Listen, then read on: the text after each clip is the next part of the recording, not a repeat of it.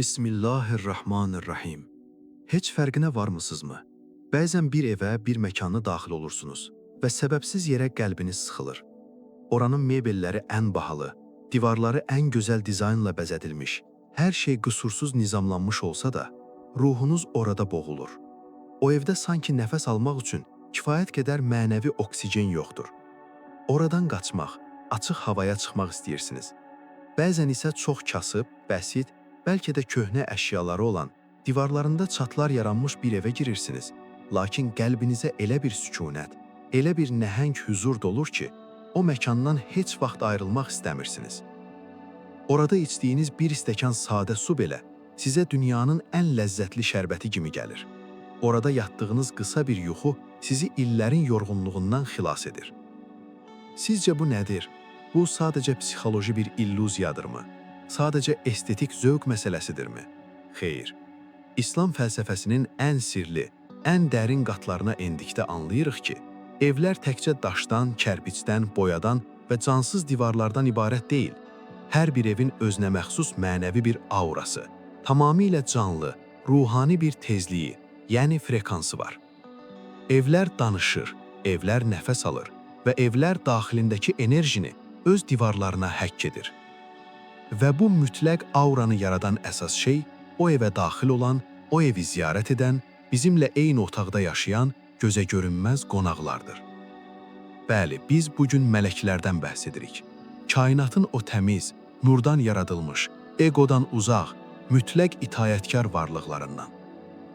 Biz bugünə qədər həmişə elə bilmişik ki, mələklər ancaq göylərdə, ulduzların arxasında və ya yalnız məscidlərdə, ibadətgahlarda mövcuddur. Lakin kainatın əfəndisinin sallallahu aleyhi və alihi və səlləmin bizə öyrətdiyi həqiqət tamamilə başqa bir ölçünü kəşf edir. Mələklər bəzi evləri xüsusi olaraq seçər, səmaları yarıb o evlərə enər və oranın sakinləri ilə birlikdə nəfəs alarlar. O evdə edilən dualara, o evdə yeyilən lokmaya, o evdə tökülən səssiz göz yaşlarına amin deyərlər.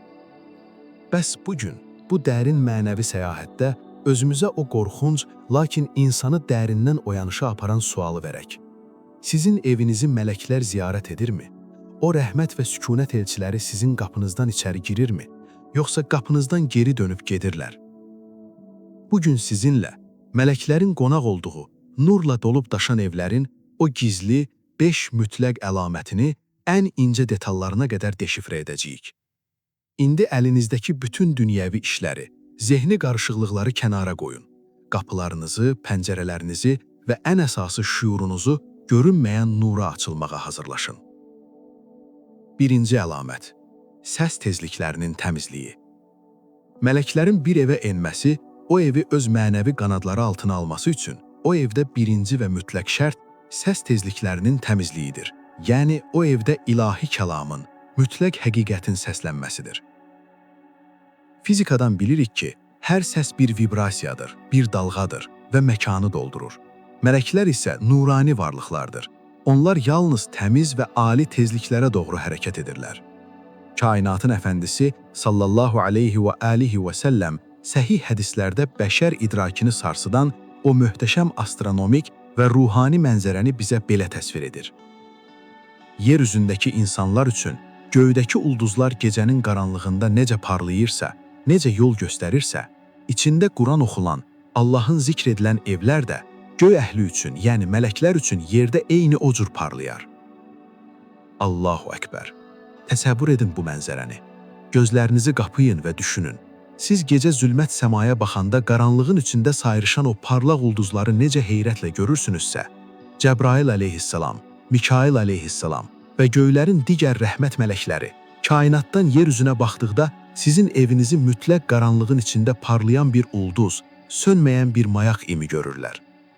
O nur sizin evinizdə yandırdığınız elektrik işığı deyil. O nur Allahın adının çəkilməsi ilə səs dalğalarından yaranan və mələklərin gözündə fışqıran ilahi bir işimadır. Və mələklər o nura doğru, o təmiz tezliyə doğru uçarlar.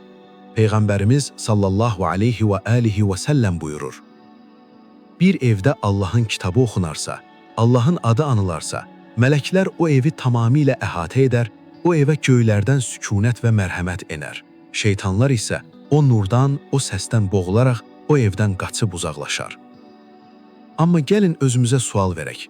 Biz bugün evlərimizin vibrasiyasını nə ilə doldururuq? Müasir evlərimizin mərkəzində gün boyu seriallar, intriqalar, aqressiv xəbərlər, bayağı musiqilər, insanların bir-birini allatdığı verilişlər, qeybət və bitmək bilməyən qışqırıq səsləri əks-səda verir. Biz şuursuz şəkildə evimizin mənəvi oksigenini zəhərləyirik. İlahi səs kəsildiyi, zikr sustuğu an, o evin üzərindəki mənəvi mayak dərhal sönür. Məkan qaranlığa qərq olur.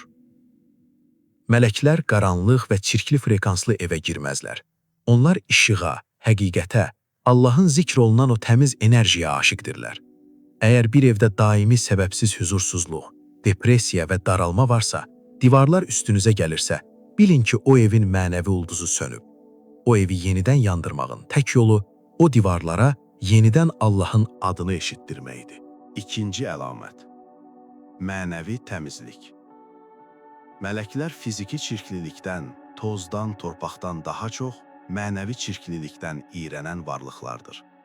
Bəli, İslam təmizliyi sevir, lakin mənəvi çirkabın qoxusu mələklər üçün ən ağır leş qoxusundan belə daha dözülməzdir. Rəhmət mələklərinin bir evdən dəhşət içində qaçmasına səbəb olan, o evin aurasını məhv edən ən böyük virus nədir, bilirsinizmi? Nifrət, idarə olunmaz qəzəb və insanların bir-birini yeməsi, yəni qeybət. İmam Əli əleyhissalam insan psixologiyasını, egonun xəstəliklərini və ailə bağlarını deşifrə edən o sarsılmaz, qan donduran hikmətində bəyan edir. Qəzəbin, kinin və nifrətin hakim olduğu bir evdən və ya bir qəlbdən ilahi rəhmət və bərəkət mütləq şəkildə kəsilər. Niyə kəsilir? Səbəbini heç düşündünüzmü? Çünki qəzəb şeytanın elementidir, atəşdəndir. Mələklər isə nurdandır. Atəşlə nur eyni məkanda barışa bilməz.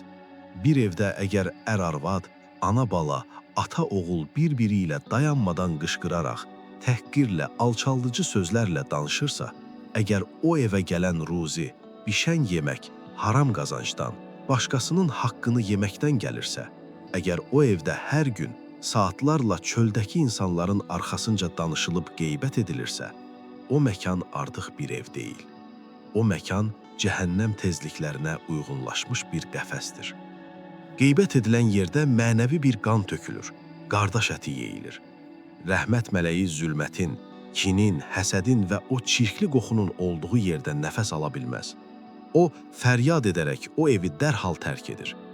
Bəs mələklərin getdiyi, tərk etdiyi yerdə boşluqmu yaranır?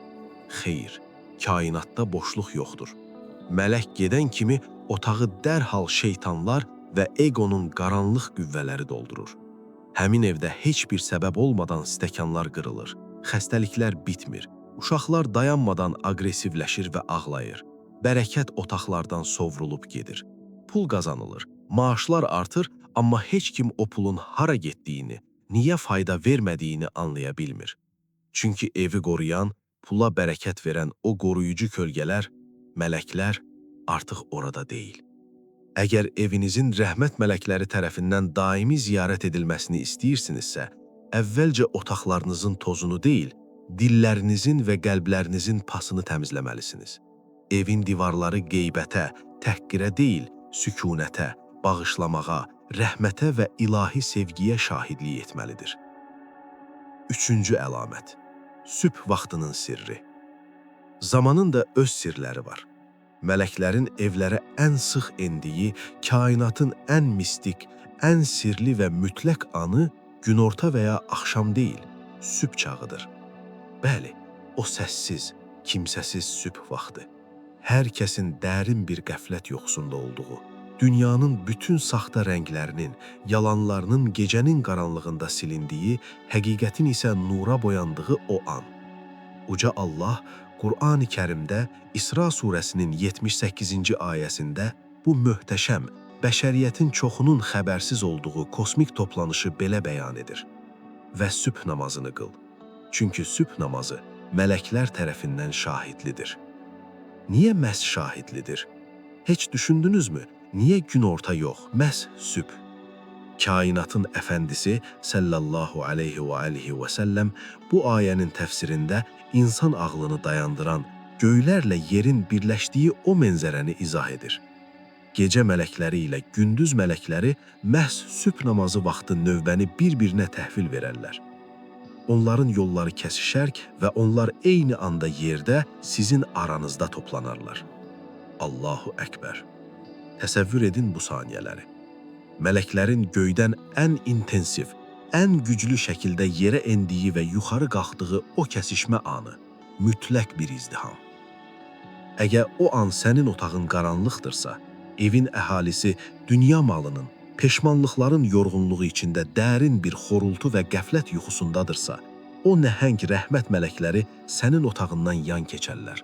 Onlar yatmış ürəklərə toxunmazlar. Lakin onlar sənin otağında yanan tək və kiçik bir işıq görsələr, sənin o isti rahat yatağından qalxıb nəfsini əzib Rəbbinin huzurunda səccadəyə qapandığını, səssizcə əl açıb göz yaşı tökdüyünü, Qur'anın bir səhifəsini oxuduğunu görsələr, onlar dərhal sənin otağına doluşarlar. Onlar sənin ətrafında halqa vurarlar. Onlar göyə qalxanda Allah hər şeyi bildiyi halda qulunun dəyərini mələklərə göstərmək üçün onlardan soruşar. Qullarım nə edirdi? Mələklər fəxrlə cavab verər. Ya Rəbbi, onları sənə dua edən, səni zikr edən halda tapdıq və sənin adını anarkən də elə də tərk etdik. Bax, o ev, o şahidlikdən sonra mələklərin mütləq sükunət mərkəzinə çevrilir. O evə xüsusi bir möhür vurulur. Sübh vaxtı uyanan, Allaha səlam verən evin bərəkəti gün ərzində yaşayacağı asanlıq heç bir iqtisadi düsturla, heç bir riyazi hesablama ilə hesablana bilməz. Çünki o evin hamisi artıq göylərin ordusudur.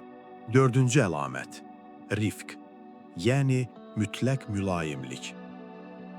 Mələklərin bir evdə mütəmadi yaşamasının, o evi pis enerjilərdən qorumasının başqa bir dərin, psixoloji və əxlaqi səbəbi var.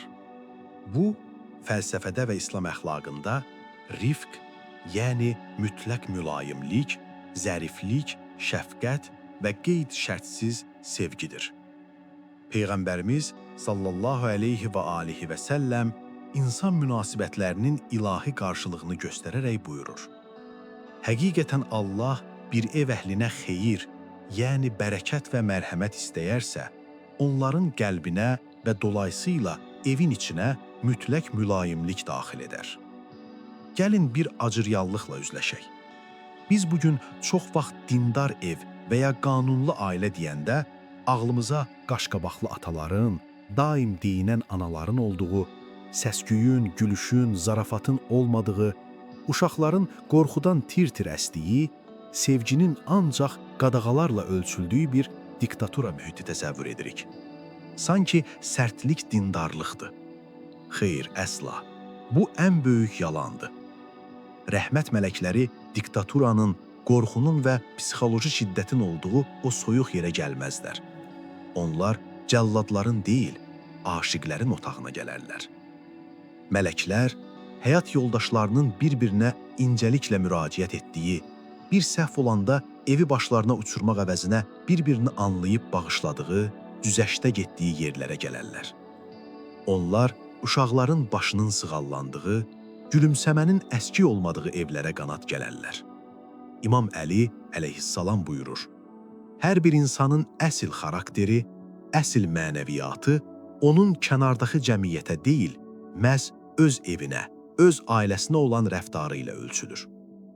Çöldə hər kəsə qarşı gülərüz, mələk kimi görünüb, hörmət qazanıb, lakin öz evinin qapısından içəri girən kimi aslana, zalıma, dözülməz birinə çevrilən insanın evinə göyün mələkləri gəlməz. Əksinə, o ikiyüzlüyə lənət oxuyarlar. Lakin sən evdəki zəif insanlara rəhm etdikcə, işdən yorğun gəlsən belə bir stəkan suyu gülümsəyərək uzatdıqca, yoldaşının və ya övladının səhvlərini başqalarının yanında örtdükcə, o evdəki enerjini mütləq şəkildə kökündən dəyişirsən. Mələklər o saf enerjiyə, o təmizliyə aşiqdilər. Mələklər o evin qapısında dayanır və hər gün, hər saat o evin sakinlərinə Allahdan sükunət və bağışlanma diləyirlər. 5-ci əlamət: süfrənin fəlsəfəsi və qonaqpərvərlik. Və nəhayət, mələkləri otaqlara çəkən o möhtəşəm dünyəvi, lakin mənəvi çəkisi göylər qədər ağır olan konkret əməl, süfrənin fəlsəfəsi, qonaqpərvərlik və bölüşmək. Bizim müasir egomuz, iqtisadi hesablamalarımız bizə dayanmadan pıçıldayır ki, nə qədər çox özünə saxlasan, nə qədər az xərcləsən, o qədər varlı olarsan. Qapını bağla, kimsə gəlməsin, xərc çıxmasın. Lakin Allah Rəsulunun bizə öyrətdiyi mələk psixologiyası və ilahi iqtisadiyyat tamam başqa bir riyaziyyata əsaslanır. Peyğəmbərimiz kainatın fəlsəfəsini belə bəyan edir. Qonaq gələn evə mələklər sevinc və rəhmətlə daxil olar. Qonaq o evdən çıxarkən, o süfrədə yeyilən loxmaların hörmətinə mələklər ev sahiblərinin günahlarını və sıxıntılarını özləri birlikdə aparıb təmizləyərlər. Subhanallah! Bir loğma çörək bölmək, bir yetimin, bir ehtiyacı sahibinin və ya uzaqdan gəlmiş bir qohumun sənin süfrəndə əyləşməsi, sənin evinin mənəvi təmizliyi, sənin ruzunun artması üçün ən böyük, ən güclü silahlardan biridir. Sən zahirən süfrəyə 2 nəfərlik yemək qoyursan, düşünürsən ki, çatmayacaq. Lakin sən qapını açan da, o qonaqla birlikdə içəri daxil olan mələklər o qazanın, o yeməyin içinə elə bir bərəkət sirri üfləyirlər ki, fiziki olaraq 2 nəfərlik görünən o yemək, mənəvi olaraq 10 nəfəri doyuracaq gücə və şəfaya çevrilir. Xəsislik olan, qapısı hər kəsə bağlı olan, süfrəsində təkcə mənfəət gübülən, sadəcə vəzifəli adamların çağırıldığı təkəbbürlü evlər, mələklər üçün mənəvi bir xarabəlikdir, qaranlıq bir zindandır. Lakin zahirən kasıb olsa da, cəmsi bircə növ yeməyi, bircə fincan çayı olsa belə, onu gələn yolçu ilə, hal-əhval soruşan qohumla, sevgi ilə bölüşən o kiçik daxmalar, bax o daxmalar, mələklərin ən çox toplaşdığı mütləq, bərbəzəkli səmavi saraylardır. İndi olduğunuz yerdə rahatlanın və gözlərinizi yüngülcə qapayın. Dərindən evinizdəki bütün o ağır, negativ enerjiləri, yığılıb qalmış umuküsləri içinizə çəkərək dərin bir nəfəs alın. Və indi yavaşca bütün o ağırlığı, stresi, qəzəbi, illərin yorğunluğunu bədəninizdən, ruhunuzdan və evinizin qapısından çölə doğru üfürün, sərbəst buraxın. İndi zəka gözünüzlə otağınıza xəyalən baxın. Divarlara, əşyalara, illərin izini, sizin acılarınızı və sevinclərinizi daşıyan o səssiz məkana diqqət kəsilin. Bura sadəcə gecələr yatdığınız 4 divar, sadəcə bir sığınacaq deyil. Bura sizin daxili dünyanızın, ruhunuzun mütləq aynasıdır. Təsəvvür edin ki, yuxarıdan, 7 qat göylərdən mələklər sizin evinizə baxırlar. Cavab verin. Eviniz qarandıq, üstü örtülü bir quyudur, yoxsa kainata səs salan, parlayan bir ilahi ulduzdur? Əgər qarandıqdırsa, üzülməyin. Siz bugün, elə bu dəqiqə, bu saniyə o qaranlığı kökündən dəyişdirə bilərsiniz. Çünki siz anladınız ki, evin memarı bənna deyil, ustalar deyil. Evin mənəvi memarı sizin öz diliniz, öz qəlbiniz, öz sübh oyanışınız, sizin öz rəhmətinizdir. Egonuzu ayaqlar altına alın. Evdəkiləri bugün, bu an bağışlayın. Nifrəti və keçmişi pəncərədən atın. Evinizin mərkəzində gündə 5 dəqiqə də olsa ilahi bir kəlam, Quran, zikir və ya mütləq bir sükunət səsləndirin. Qoyun o lal divarlar o müqəddəs frekansla titrəsin. Mələkləri cəsarətlə evinizə dəvət edin. İçinizdən mütləq bir səmimiyyətlə və yəqinliklə Rəbbinizə bu fəryadı yüksəldin. Allahım, sənə sığınıram. Evimi şeytanın fırtınalarından, nəfsimin zəhərli qəzəbindən tamamilə təmizlə. Qapılarımdan rəhmət, sükunət və şəfa mələklərini heç vaxt əskik etmə. Məkanımı və qəlbimi sənin nurunla parlayan sönməz bir ulduza çevir.